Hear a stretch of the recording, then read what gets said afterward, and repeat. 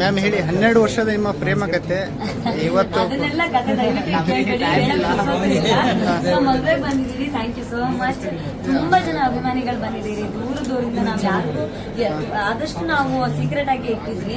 ಈಗ ಸರಳ ವಿವಾಹ ಆಗ್ಬೇಕು ಅನ್ನೋದು ನಮ್ ಕಲ್ಪನೆ ಇತ್ತು, ಶಾಸ್ತ್ರ ಸಂಪ್ರದಾಯಗಳು ಆಗ್ಬೇಕು ಅನ್ನೋದು ನಮ್ಗೆ ಇತ್ತು. ಆದ್ರೆ ವಿಷಯ ಗೊತ್ತಾಗಿ ಬೇರೆ ಬೇರೆ ಇಲ್ಲಿ ಸೋಷಿಯಲ್ ಮೀಡಿಯಾದಲ್ಲೆಲ್ಲ ನೋಡಿ ತುಂಬಾ ಜನ ದೂರದಿಂದ ಬಂದಿದ್ದೀರಾ. ಯಾರೆಲ್ಲ ದೂರದಿಂದ ಬಂದ್ರೆ ಎಲ್ಲರಿಗೂ ಥ್ಯಾಂಕ್ ಯು ಹೇಳ್ತೀನಿ. ನಾನು ತುಂಬಾ ಚೆನ್ನಾಗಿ ನಡೆಸ್ಕೊಟ್ಟಿದ್ದೀನಿ. ಖಂಡಿತವಾಗ್ಲೂ ಈ ಪ್ರೀತಿಗೆ ನಾವು ನಿಜವಾಗ್ಲೂ ಸೇರಿರೋಣ. Thank you. ಮ್ಯಾಮ್, ಸಿಂಪಲ್ ಆಗಿ ಒಂದು ಲವ್ ಸ್ಟೋರಿ ಅಂತ ಕೇಳಿದ್ವಿ. ಒಬ್ಬ ಸೆಲೆಬ್ರಿಟಿಯಾಗಿ ಇಷ್ಟೊಂದು ಸಿಂಪಲ್ ಆಗಿ ಅಲ್ಲ, ಸಿಂಪಲ್ ಅನ್ನೋದು ಏನಿದೆ, ನಮ್ಮ ಮದುವೆ ನಾವಿಬ್ರು ಕೂಡ ಶಾಸ್ತ್ರ ಸಂಪ್ರದಾಯಗಳನ್ನು ತುಂಬಾ ನಂಬೋರು.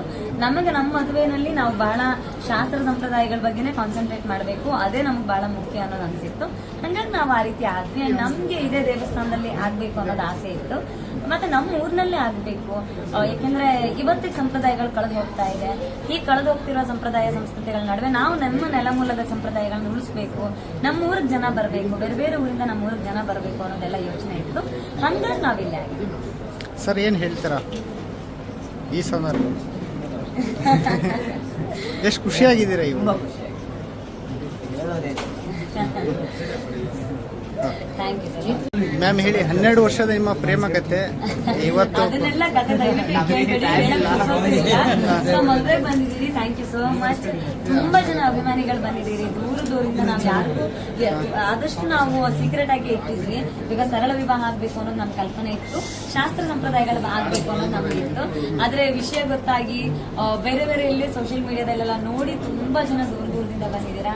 ಯಾರೆಲ್ಲ ದೂರದಿಂದ ಬಂದ್ರೆ ಎಲ್ಲರಿಗೂ ಥ್ಯಾಂಕ್ ಯು ಹೇಳ್ತೀನಿ. ನಾನು ತುಂಬಾ ಚೆನ್ನಾಗಿ ನಡೆಸ್ಕೊಟ್ಟಿದ್ದೀನಿ. ಖಂಡಿತವಾಗ್ಲೂ ಈ ಪ್ರೀತಿಗೆ ನಾವು ನಿಜವಾಗ್ಲೂ ಸೇರಿರೋಣ. Thank you. ಮ್ಯಾಮ್, ಸಿಂಪಲ್ ಆಗಿ ಒಂದು ಲವ್ ಸ್ಟೋರಿ ಅಂತ ಕೇಳಿದ್ವಿ. ಒಬ್ಬ ಸೆಲೆಬ್ರಿಟಿಯಾಗಿ ಇಷ್ಟೊಂದು ಸಿಂಪಲ್ ಆಗಿ ಅಲ್ಲ, ಸಿಂಪಲ್ ಅನ್ನೋದು ಏನಿದೆ, ನಮ್ಮ ಮದುವೆ ನಾವಿಬ್ರು ಕೂಡ ಶಾಸ್ತ್ರ ಸಂಪ್ರದಾಯಗಳನ್ನು ತುಂಬಾ ನಂಬೋರು. ನಮಗೆ ನಮ್ಮ ಮದುವೆನಲ್ಲಿ ನಾವು ಬಹಳ ಶಾಸ್ತ್ರ ಸಂಪ್ರದಾಯಗಳ ಬಗ್ಗೆನೇ ಕಾನ್ಸಂಟ್ರೇಟ್ ಮಾಡಬೇಕು, ಅದೇ ನಮ್ಗೆ ಬಹಳ ಮುಖ್ಯ ಅನ್ನೋದು ಅನ್ಸಿತ್ತು. ಹಂಗಾಗಿ ನಾವು ಆ ರೀತಿ ಆದ್ವಿ. ನಮ್ಗೆ ಇದೇ ದೇವಸ್ಥಾನದಲ್ಲಿ ಆಗ್ಬೇಕು ಅನ್ನೋದು ಆಸೆ ಇತ್ತು, ಮತ್ತೆ ನಮ್ಮ ಊರಿನಲ್ಲೇ ಆಗ್ಬೇಕು. ಯಾಕೆಂದ್ರೆ ಇವತ್ತಿಗೆ ಸಂಪ್ರದಾಯಗಳು ಕಳೆದು ಹೋಗ್ತಾ ಇದೆ.